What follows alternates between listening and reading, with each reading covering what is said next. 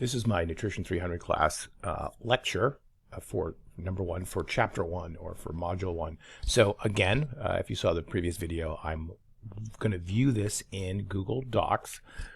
This is my Los Rios account.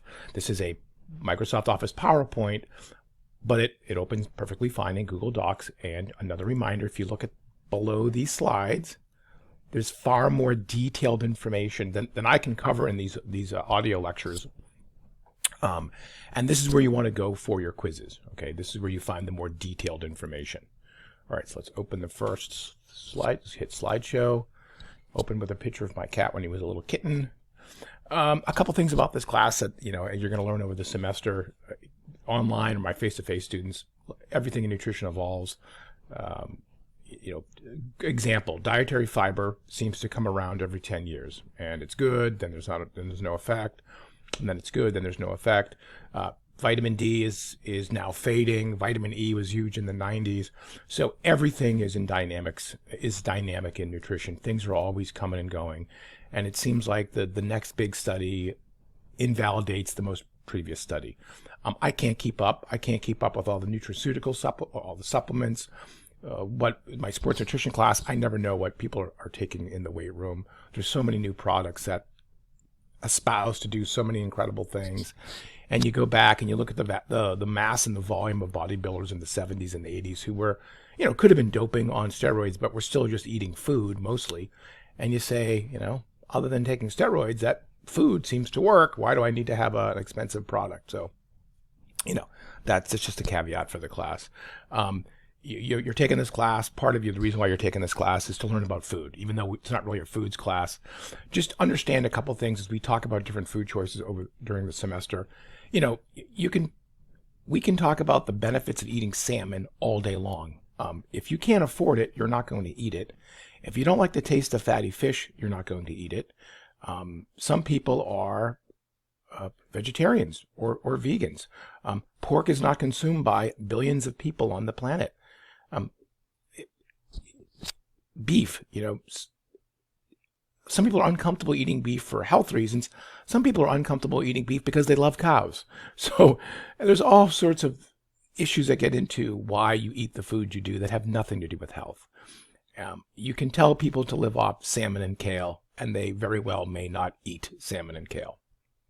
And then, by the way, the last one is sustainability.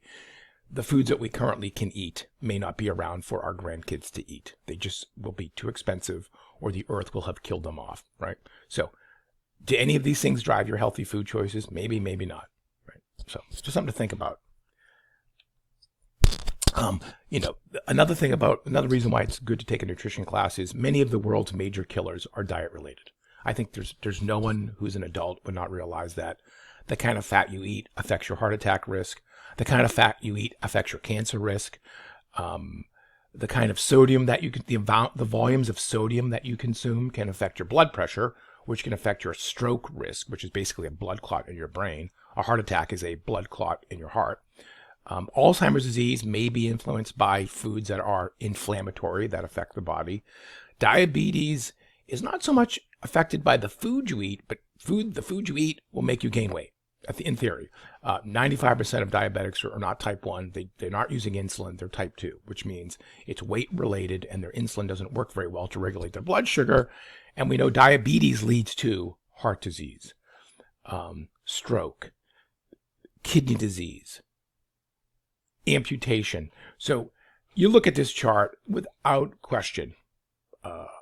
A mature adult would say, absolutely, the foods I eat and the way I live affects my health outcome. Okay, why do we eat? And that's the number one reason is, why are you taking the class? Well, look, you eat for a lot of reasons, but for this class, you eat because you have to tame stuff in food that you just can't make from scratch. And we do things with that food to propagate the species, right? We reproduce, we grow into adults, we become somehow able to work and generate income so we can maybe have more kids reproduce, and then we want to live long enough to have some sort of definition of optimal health, which is probably the hardest thing to define. All those are impacted by food, but not the food, the stuff that's in the food, what we call nutrients, right? Okay, so I always do this in my in-class students. For my for my face-to-face students, for my online students. All of these are food, right? You may not want ramen to be food, but it is. You may be uncomfortable eating meat, but it's food for some people. Some folks call dandelion grass, and it is. It's also a very good source of iron. And then salads, people call that rabbit food. I happen to love salads, by the way. And is this food? Yeah, it is part of the diet now. It is.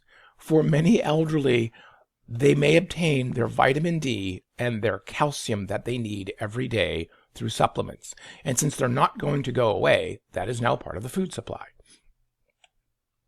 And then finally, I want to finish this little video off on kind of these definitions real quick. And you can see these in my lecture slide notes, but whole foods are unprocessed foods. We'll talk about those during the semester. You should eat more of those. Fast foods can be whole foods, but they're usually convenient foods. Prepared foods are foods that look like home foods, but someone else made them, like that the broiled chicken at Costco. Functional foods we eat that have a specific function. People consume more garlic, red wine, and olive oil because they assume it's good for their health. The function is to ward off heart disease. You may not actually like garlic, but you consume it for that function. Dark chocolate, kind of bitter. It really doesn't taste that. I actually like the taste of dark chocolate, but for many people it doesn't taste good. Why do they consume dark chocolate? Because they perceive it to have a function to protect them, right, from various diseases like heart disease. If you take the stuff out of those functional foods and you sell it, that's a nutraceutical. That's like a supplement that has the stuff from the dark chocolate.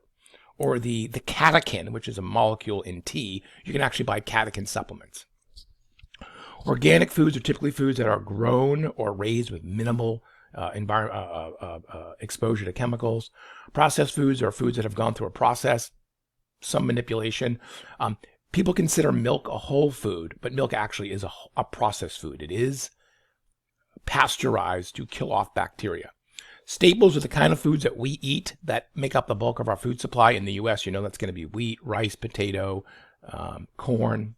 And then the probiotic, prebiotic, again, you can look at the definition of these, but generally a probiotic is a living bacterial thing that you eat, like yogurt, to help your GI tract, in theory. If you don't eat the yogurt, but you want to feed your own gut bacteria, you could eat oatmeal, which has fiber, which can be broken down by friendly bacteria in your body, and we would call that a prebiotic. So we're going to use these terms the entire semester, know them, learn them, but there's a better definition inside my slide set. I should say a more articulate definition to each one inside the slide set.